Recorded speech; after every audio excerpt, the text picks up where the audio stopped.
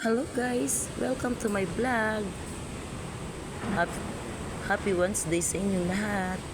Ayan guys, tingnan nyo naman yung aking mga suki nakikipag-asaran pa sa atin habang tayo nagtitinda.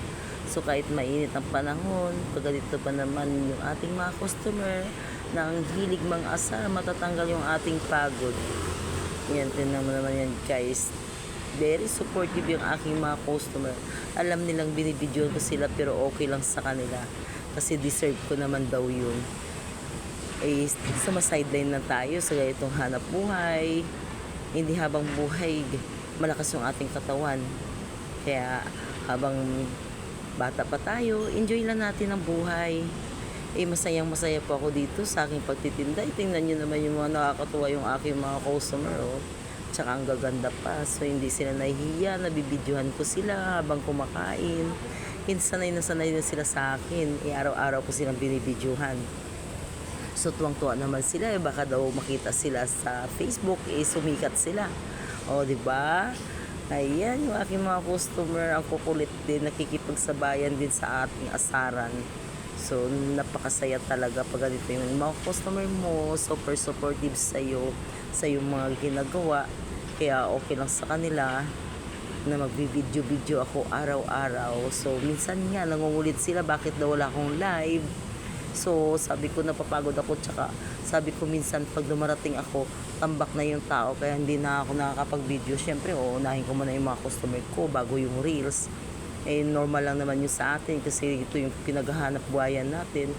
Kaya, normal lang yun na minsan, hindi ako makapag-live.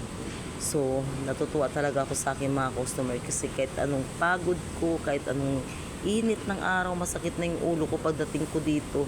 Sa daan pa lang umuusok na yung kalsada. Guys, nako, sobrang init ang panahon ngayon. Grabe. So, tingnan nyo naman yan. Sa gilid pa tayo ng kalsada, nagtitinda. So, yung init ng kalan, suabe. Lahat sa pulko. My gosh. Pero, okay lang yan para kay inay, para sa hanap buhay, at nakakatuwa naman yung ating mga customer, kaya walang problema kahit pagod tayo. Basta ang importante hindi masungit yung ating mga customer. Andiyan dyan nakikipag-jamming sila sa'yo habang natitinda tayo, kaya tuwang-tuwa talaga ako sa nila. So, dati pa talaga itong mga customer ko guys, super supportive talaga to, tsaka napakabait talaga nila. O ayan, tingnan mo naman yan. So, baliwala lang sa kanila. Tayo naman, yan yung hanap buhay natin, normal lang yun, makipagsama tayo sa mga customer natin. So kung ano yung gimmick nila, kailangan sabayan din natin. So actually guys, itong mga customer namin, hindi basta-bastang customer to. Yung kadalasan dito nasa bangko nagtatrabaho, yung iba dito yung mga call center. Kaya syempre, proud tayo